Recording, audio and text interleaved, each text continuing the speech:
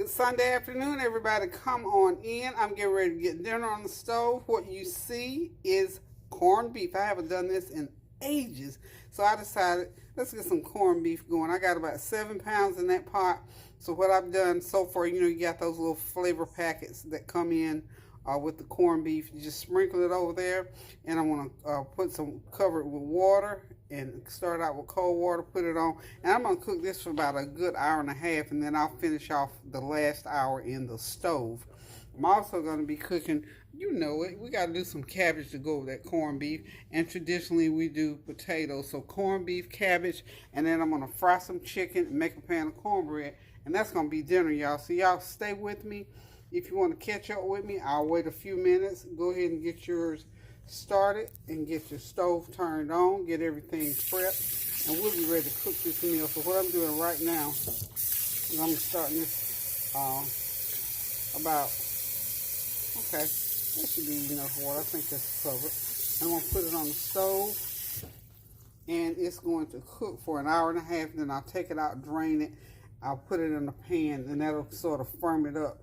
Put it in another pan to firm it up, and then I will make my honey mustard glaze to go over it. So hang in there with me, and we're going to have this corned beef, cabbage, and potatoes on the table before you know it. Hope y'all are having a God bless Sunday afternoon. I certainly am. It's hot and humid in North Carolina today, but I thank God for this is the day that the Lord has made, and I will rejoice and be glad in it. No matter what the day brings, I will trust in the Lord and know that He is in control of all things. We're still praying for those families in Florida, the families and friends and the victims of that building collapse. We're just still praying and yet sending up good wishes to the Lord for their lives. Okay, I've got the corned beef in that pot, and I'm going to turn on high to get it boiling, and I'm going to cover it for the time being because I want it to be nice and tender but firm, so when we slice it all up, it'll be yum good. Now, I've got a fried chicken, so I'm going to wait a little while to fry my chicken. Probably when I put the corned beef in the oven for that last hour, I'll go ahead and fry chicken. But right now, I'm going to go ahead and get my potatoes and my cabbage started, get my cornbread done, so I'll be able to just pop them in the oven. I'll pop them on top of the stove, and we'll be done. This is not a long, drawn-out meal because the time here is cooking the corned beef. It takes about an hour to fry. I got some drumsticks, of course, and it takes about 45 minutes to an hour to fry about 14 drumsticks, and the same thing to finish off the last part of this corned beef. So altogether, the long cooking time is the 2.5 hours that this corned beef has to cook. So again, hope y'all having a God bless Sunday afternoon. Hope you got something good either on the table or getting ready to go on the table, or even if you're going out to eat, I hope you chose a good restaurant with your favorite foods. So hold on just a minute. I'll be right back. Okay, we're going to get the cabbage started, and we got to have a little bit of bacon in there, so I'm just going to fry up some turkey bacon in the bottom of that pan there, and then I'll start putting my cabbage in, and get all the seasonings going into them, and these will sort of be the really good seasoned cabbage, so that they'll complement the corned beef. So, I know I did cabbage I think last week, but I'm doing it again this week because how can you fix corned beef and don't have cabbage? I mean, come on, man. You don't have to have it. But it's a real solid rule around here that when you cook corned beef, you put cabbage. I don't know about y'all, but cabbage and then potatoes or rice. So I chose potatoes today. So we're going to have corned beef and cabbage and potatoes. Potato salad is another good entree to have with corned beef, but most definitely the cabbage is a good one. So, as I always do, I'm going to put these cabbage in. I'm going to do them in different intervals. So I want to cook the bacon maybe another couple of minutes more. And just while the bacon is cooking, I'll just be talking to y'all about things that are happening. Not really sure what's going on with the Florida situation. I just, I told you, I can't look at news for too long.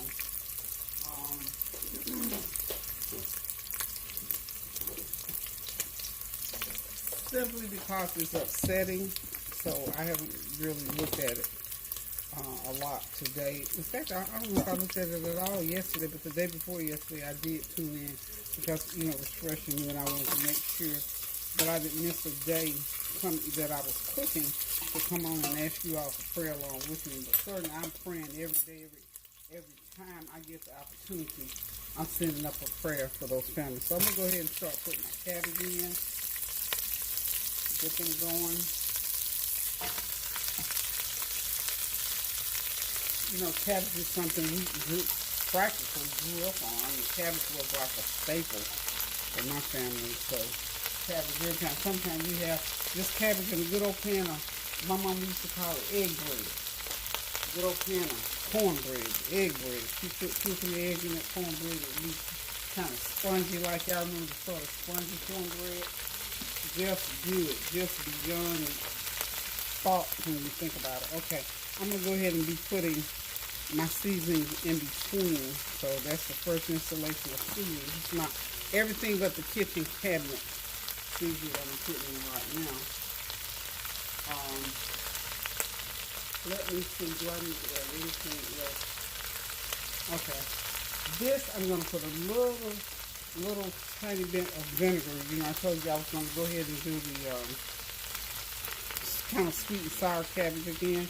Those are really good. All of those, when I think, you know, sometimes you cook cabbage, well, I cook so many at a time. That's probably why I have leftovers. But this time, I didn't really have any leftovers, so that was a good deal. So we're going to pour a little bit more. So each installation, I'll put a little bit of seasoning on top, okay? Now, this vinegar here, you don't have to use but a little. Let me get it where you can see it. It is called plum vinegar. This is some good vinegar. It's very tart and tasty.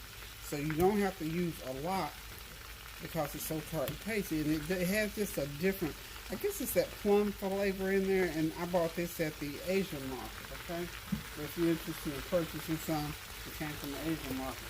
Now I'm just going to put like a couple teaspoons of brown sugar in between there. And we're going to come back with more cabbage. Okay. Hopefully I can get all these in this one installation. I believe I am. Okay.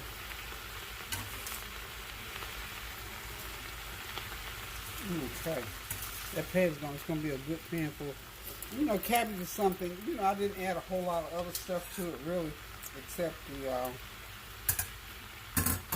turkey bacon and a little bit of seasoning. I could just eat cabbage and cornbread and be excited and satisfied. I won't add any extra salt to this. Okay.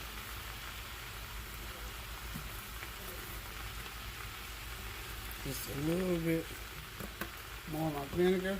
And what I'm going to do now is go ahead and put the lid on it so that steam will come up through there so I don't have to put any water. Remember we talked about cabbage is a water fruit, so it makes its own moisture, so you don't have to. So I'm going to go ahead and cover them. And as they fry there and that condensation comes up in there, it'll pull everything down and we'll have us a nice mixture. Oh, one thing I forgot, I did not put my garlic in. I'm going to go ahead and do mince. This is minced garlic. I use this because that flavor gets into there really, really well. Okay. That is a one large cabbage is what that amount of cabbage this is. And this pot, I think it's a 2-gallon, yes, a 2-gallon pot. This is that Emerald cookware, and I believe it comes with a 2-gallon pot. So if you got the Emerald cookware from Sam's Club, this is the size pot that this is. That's why it's so full. Okay. Get that lid back on. And it's going to take about 20 minutes for this to cook down. And I will take this lid off. I'm just doing the lid for right now, so that steam will go up through there and will bring those juices together. So now we're going to move on because I got to get my potatoes going. I'm getting everything prepped and ready to go. So hold on, let me get my potatoes on screen. Okay, y'all, now I got my potatoes and onions. This is 3 pounds of white potatoes and 1 large onion. So what I'm going to do is, the reason I put them in that big bowl there so I can get them seasoned, and I'm going to put them back in my glass bowl. And these are going to be my microwave potatoes. So I had started already with the seasoning. I put a little bit of Sazon seasoning, so I'm going to sprinkle this with a teaspoon of black pepper, okay? And then I'm going to toss these real good so they're all well coated. This is a half a teaspoon of smoked paprika, and this is 3 pounds of potatoes, peel, wash, cut. About a half a teaspoon of smoked paprika, okay? Let's find it. There it is. I got to have my everything but the kitchen cabinet rather, seasoning. A couple tablespoons of that seasoning in there. A tablespoon of minced garlic. We're just going to use the rest of what's in there. That's about a couple tablespoons of minced garlic. And now I need my couple tablespoons of garlic powder. I'm sorry, not a couple tablespoons, but a few sprinkles, maybe a half a teaspoon, just to make sure we got enough garlic in there, because that minced garlic usually performs real well. Okay, now I'm going to put just about a tablespoon of my Tone's cilantro seasoning in there, okay? And just a tad of my marsala, about a half a teaspoon of this marsala. See, this is all about seasoning, y'all. Y'all know I love a lot of seasoning. And so does my family. I think that's why Tanya named her station The Flavor Train. Her YouTube channel is called The Flavor Train. For obvious reasons. She got it on it from her mommy. Okay? So we're just going to toss these potatoes, make sure all those wonderful ingredients get onto the potatoes. And I'm going to be putting a stick of butter in here. Shortly I went ahead and melted my butter, because I'm just going to pour it right over these potatoes, put them back into the container, and they're going to go in the microwave for about 20 minutes. And when they come out, they'll be nice and whew, it'll be wonderful, creamy, buttery. Okay. Let's do this. I will put a small amount of about a half a teaspoon of salt on these here. Okay, it's about a half a teaspoon. Don't do a lot of salt, like I've told y'all all along. The salt situation, I have suspended it in it. Okay. Got it well under control, y'all. I'm so proud that I've been able to do that. I'm going to put a little bit of my Japanese seasoning. These seasonings, just when they cook up, they just taste so good in foods. And also they decorate food. I love decorate. Y'all know I love pretty and unusual looking. These little, I think those little black speck, that's like seaweed. Seaweed has a flavor to it that is just like, what's that? It's that little flavor, and it just goes well with certain things. And I found out it goes well just about on everything for me. Okay. Now those are almost ready to put into the oven. So what I'll do is just put them into a glass bowl. So hold on one sec for me. Okay, y'all, I'm also using I think I got a teaspoon, yeah, about a teaspoon of my, let's get a good teaspoon of this, Better Than Bouillon, okay? It's called Better Than Bouillon seasoning. All of the major grocery stores, as far as I know, carry it, so I don't think she had any problem finding it anywhere. Okay. You know, potatoes excrete their own juices as well, so I'm not going to have to put any water in this. When I pour that butter over it, that's going to be a wrap as far as the moisture. So I don't have to put any butter. I mean, any, yes, I have to put butter, any water in here. The juices from the potatoes, if you can see here, these potatoes, see, they've already started excreting juice. It's probably a fourth of a cup already in there.